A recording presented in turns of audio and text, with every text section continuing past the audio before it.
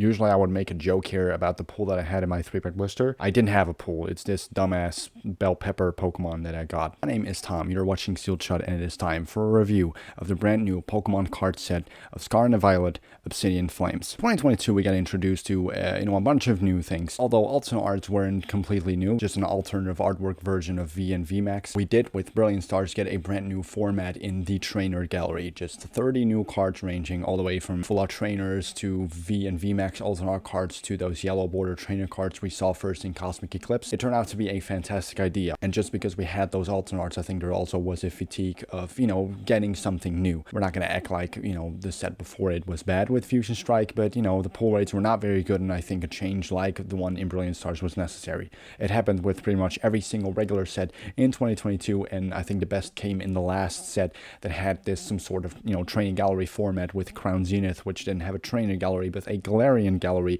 with not 30, but 70 cards. Crown Zenith, which is a really good set, not only in terms of the artworks, but also in terms of the pull rates and the experience that people had with Crown Zenith. It got changed up not so much as you think it did at first with, Scarlet Violet base, but the biggest changes mainly fundamentally happened. The yellow border has been a staple for Pokemon cards in English for, since the start, but that unfortunately got kicked out of the window for the gray border, which we had in Japanese cards. I do think this is more of a neutral color, so I think it complements the artworks very well, but obviously people are going to be, nostalgic over the yellow border, so, it's going to feel like it isn't a good change, but I think it's just going to, take some time for people to actually appreciate it. Play Evolve did a lot of what Scarlet Violet did, and I think that was the first sign that it was actually really good and that the format worked very well. I think I was a little tired that the full art trainer was going to be the most hyped card of a set. We're definitely one of the better looking cards, but just because over in Japan all the full art trainers starting to be very expensive, I think people were very desperately looking for a card to hype on and to crown the biggest card, when in reality I don't think the Miriam was the best looking card in Scarlet Violet. You can make an argument for Iono in Palais Evolve, but they're also fantastic cards. So that brings us to Obsidian Flames. How is that set going against the other sets, and what are the problems if it has any? The good things are, mainly the good things that we had in Scarlet Violet base and Palais Evolved, and that is the format. The gray border cards, the fundamental changes are, very, very good. And I do think the illustration rares and the special illustration rares are just implemented fantastically, in my opinion. We have fantastic looking illustration rares like the Lechonk, like the Gloom, like the Scissor. Cards like that just work very well. I do think, I think a smidge more new Pokemon would have been nice, but again, I think in terms of artworks, it is as good as any other set that we've had so far in Scarlet Violet base. The thing that it absolutely 100% lacks is special illustration rares. They absolutely looked better in other sets. We get the Pidgeot, which I think has the same problem as the Unknown in Silver Tempest. The artwork is the reason that it doesn't look as good as it could have been, and the idea of the Unknown and the Pidgeot are both very nice, but I definitely do think it works better as just a smaller, nice illustration rare. And we also get Ice Cube. And Ice Cube is just dumb in general. You have the Tyranitar, the Dragonite, the Charizard. I understand why they would be the big, Pokemon in a set, which, we're going to get over the Charizard later. It just looks stupid that Ice Cube is just between all of those Pokemon, and the special illustration rare that Ice Cube get is easily the worst one that I think I've seen so far. Why is there so much free space in this card? I don't understand it. But that's not the biggest problem this set has. There's one glaring problem with this set, and it's the big fat lizard. It's Charizard again. Okay, so I don't think that the cards that Charizard get in this set are as terrible as people actually make it out to be.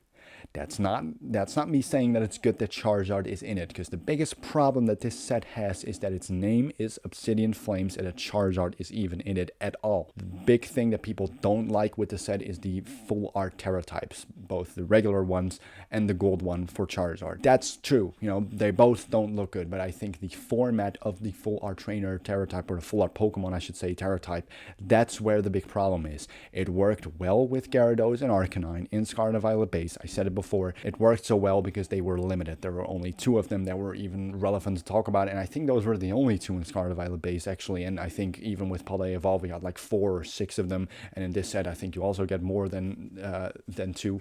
I just don't think it works very well if you're gonna act like it's a normal full art thing, which it isn't. It simply just isn't. Both the regular EX and the special illustration rare are one of my favorite cards in their respective types, the special illustration rares and the X's that I have seen so far. That dark type Charizard EX is so incredibly dope, and I think it's also, it just looks good. It's a good portrayal of Pokemon. The card that Charizard gets in the special illustration rare is as good of an effort as any other special illustration rare we've had so far, and I don't think people are going to want to admit that just because Charizard is in the set at all. That's where the problem is. It doesn't make sense, and in the third set where you changed up so much, like Scarlet Violet made so many new things, it's still somewhat similar to the last couple sets we had in Sword and Shield, but it's still so much different, and you're still including Charizard. Like, obviously the reason is money, and it's, you know, attention for Pokemon. This is not only money, but it's attention. It just makes sense, but it's just too early. We're gonna get Pokemon 151 soon, and you know, the Charizard is most likely gonna be in that set as well. I'm not sure if that's even known already, but I'm pretty sure it's gonna be in that set as well. It's just a Charizard overblown. It just is, and that is the unfortunate thing about this set. It is not nearly as bad as you think it is. Yes, the special illustration rares are just not as good. It has, like, one of them is Ice Cube and one of them is Revavroom, and I think the Revavroom is not even that terrible. I think it's a pretty good looking card, but it's obviously a new Pokemon, so we got to get used to it. Ninetales is a very good looking card, and I think one of the problems is that you could have just implemented a new Pokemon in there. Like, obviously, like the reason I like Chin Pao so much, for example, is because he had that really dope special illustration rare in Paldea Evolved. So, you know, that's what I think you should do more with new Pokemon. That's why I'm not really that mad about the Revavroom getting an, obviously a special illustration rare, but the Ice Cube was just laughable in my opinion. But the Charizard is still very, very good. Put it all in a conclusion, the fact that Charizard is in this set is its biggest problem, and probably its biggest reason that it isn't as good as any other set. Is that difference very, very big?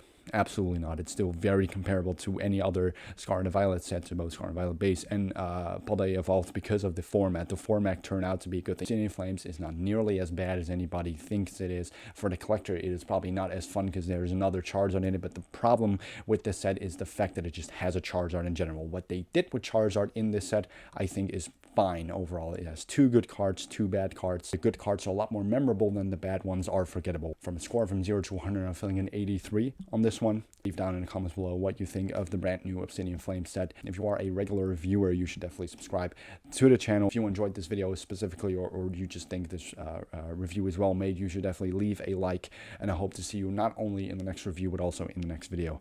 Thank you for watching, and yeah, that's it.